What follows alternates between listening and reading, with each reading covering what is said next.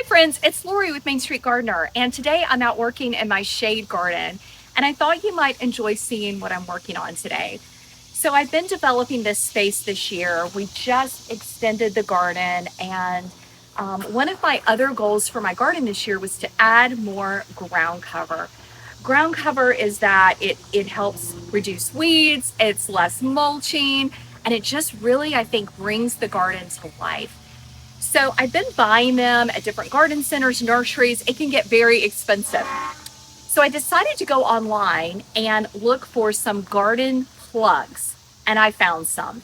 I wanted to share with you today. Now, I purchased these. This is not sponsored, but look at these amazing plugs. So this is chocolate chip ajuga. Let me show it to you up close. It is gorgeous. So this is a 32 cell tray of ajuga ground cover. I ordered these from Great Garden Plants. I had never ordered for them before, but I saw their reviews and I thought the price was excellent. So I'll include a link to their site in the video. But let me show you what they look like. So they come out of the container and they are beautiful. Look at this little guy. I mean, he is ready to explode in the garden. I'll just tease the roots a little so they'll go down, but absolutely amazing quality. So I already have chocolate chip ajuga in the garden. I'm going to show it to you. What I really like about chocolate chip ajuga is it kind of mounds. It doesn't have runners, so it just kind of mounds where you put it, and it's going to just grow over time. It's not necessarily a quick spreader. So it's great to tuck under plants where maybe you just have a small spot that you'd love to have some ground cover. So that's the first one we're going to do today. Now the second one is really interesting. It's sometimes called blue star creeper. It's also known as Virginia creeper. And this one's probably a little more aggressive. I don't know if I want to use the word aggressive, but it is a beautiful ground cover. So this one is super lush green, and you can barely probably see, but it has little blue blooms on it. Now it will bloom in the spring, and sometimes it will last through the season depending on where this one is grown. Now this variety does require full sun. Now I'm going to push it a little bit and give it in an area that has kind of partial sun. So I'll show you these plugs. Again, just amazing. So I'm not going to put these directly in this part of the shade garden because I don't think it has enough sun, but I do want to put some in along my pathway to my floral studio, which does get more sun. And then we're going to put these along the main garden bed. I'm going to tuck them in so it just kind of, it's truly a creeper. It is going to just creep and roll and then have these sweet little teeny tiny blue blooms. See if the camera will focus. And it'll be covered with those, especially in the springtime. So I'm really excited about this one. I saw it at a friend's garden. She had it actually going through almost towards a woodland path, and it was beautiful. So I think it can tolerate a little bit of shade protection, more filtered sun, and it will do fine. You just don't want to put it in deep shade. So these are the two we're going to work with today. I don't think I'm going to get all 60 plugs planted, but I'm going to get started.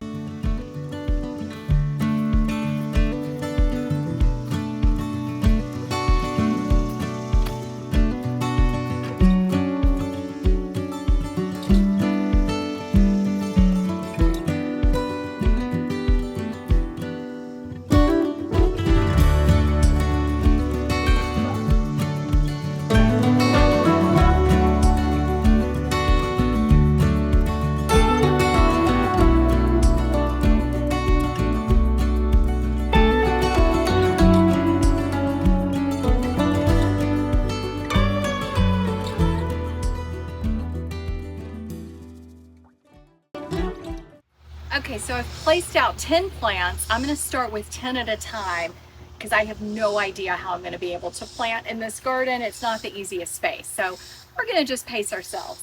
But let's get started.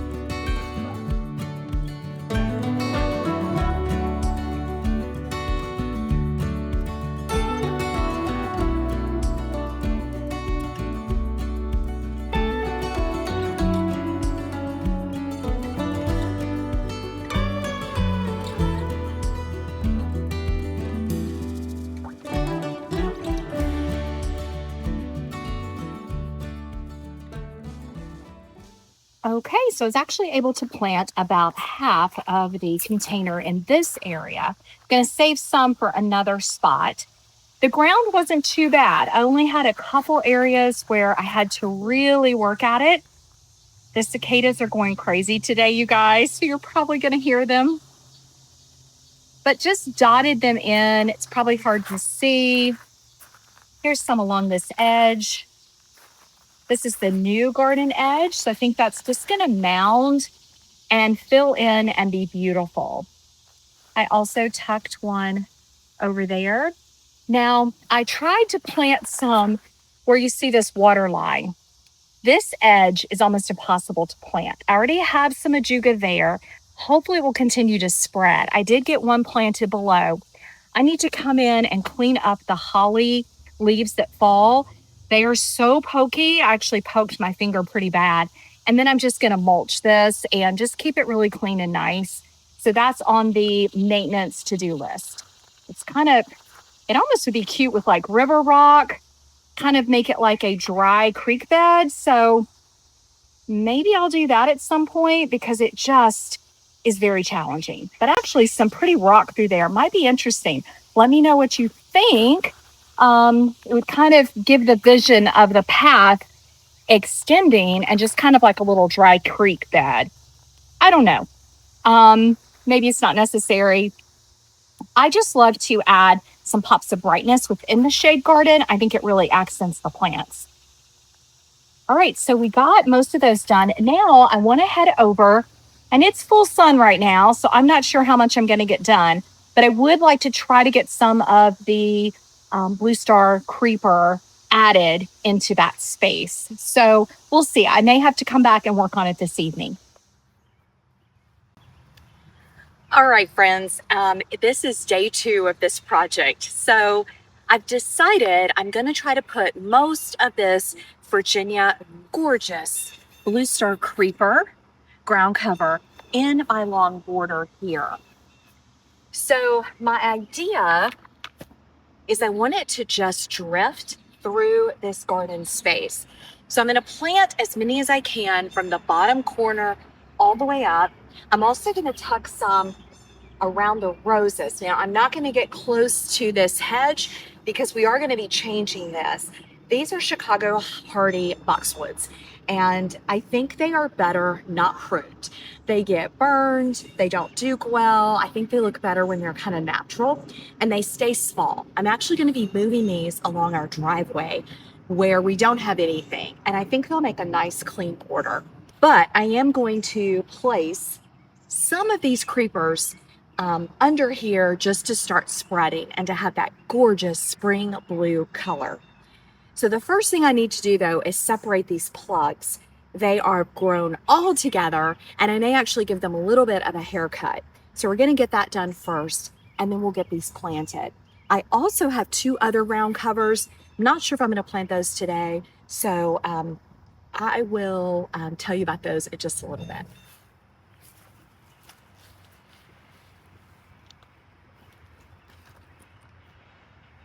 Aren't these gorgeous? Really beautiful. I'm just going to take out about 10 at a time.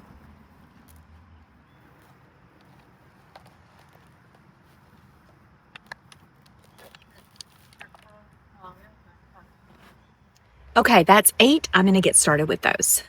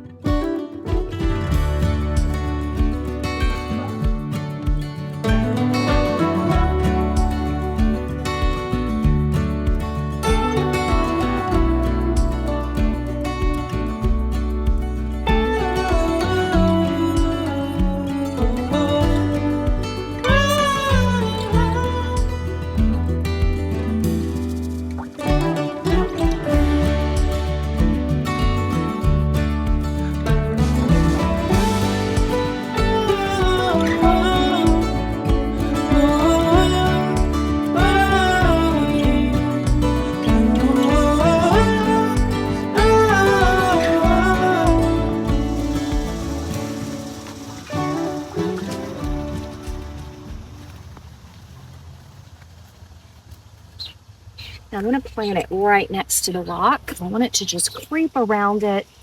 I want this little space to kind of look like an English garden. And having something creep along your rock path is definitely quintessential English garden.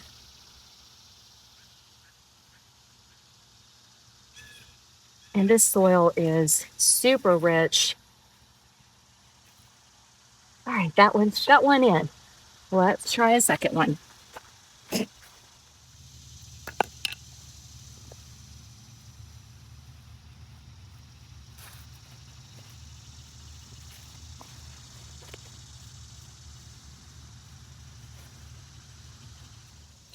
Okay, so I was able to get one in there, one in the back, and one over in this corner. Now I may try to save 2 to add to the rest of the path once these are cleaned out. So I'm thinking I can just pot some up in some nursery pots and let them have some more space to grow. And then as soon as September, we're just a few weeks away, I can clean some of this out and plop those in. Okay, so we got all the ground cover planted. Let me show you where it ended up. I did stick, let's see, I think 4 plugs in a container that I already had with potting soil in it. I want to just let them continue to grow their roots. And then I'm going to use those in the back side of the little path in the main border bed. I will plant those out later this fall when I can really get in that space. So for now, they're going to be fine. They're in a collection of pots where I am letting things grow out for fall. So let me know if you kind of stash things to plant in the fall when it's safe and when you can get to the areas. I'm always curious what other gardeners are doing this time of year. Thanks so much for watching. Let me turn the camera around and show you where they ended up. Okay, and then along my long border, this is where I really had the vision to add this ground cover. I think it will just fill in beautifully. It will have that spring pop of blue, which will be gorgeous. So I added it right here, kind of tucked it in the back because remember, the dahlias and the cleome are going away. I added a hydrangea that I'm actually going to move over to where the cleome is. So there will be a gorgeous hydrangea there, and I'll probably pop some perennials around it. I'm also going to get a gorgeous kind of statement piece container right there to grow something tall in. So I think that's going to be really nice. And then as you come around to this border, you can see the other hydrangea I recently planted in a video. This is a little lime punch. And so I just tucked in the ground cover kind of all around it. It will just grow and fill in beautifully. Now I'm leaving a lot of space for this hydrangea because she can get about 3 feet. So I think she's got plenty of room to fill in there. And probably this fall, I may move the Veronica or maybe even just scoot it over so that the hydrangea has plenty of room. But you can see I added the ground cover all around here. And then I tucked some in here under the Nephida and the butterfly bush. And I've got some tucked in the back. And then here is where I tucked some of the ajuga because it's much more shaded. And that will just pop out and kind of mound. I think it'll be really, really pretty. All right, you guys. Well, that's going to do it for today. It was so fun to get this ground cover in the ground. It did take 2 days, but that's okay. I still have a little bit of the ajuga left. I'm going to try to add it to a part of the shade garden that's hard to plant in. I'm going to see if my husband can use the auger and get me some holes. But other than that, I got over 64 plugs in the ground. I think it's going to make a great addition for next spring all the way through the growing season. So thanks so much again for watching, and leave me a comment, like, subscribe. Subscribing really helps me continue to grow my channel and make more videos for you. So I'll see you in the next one. Bye, everybody.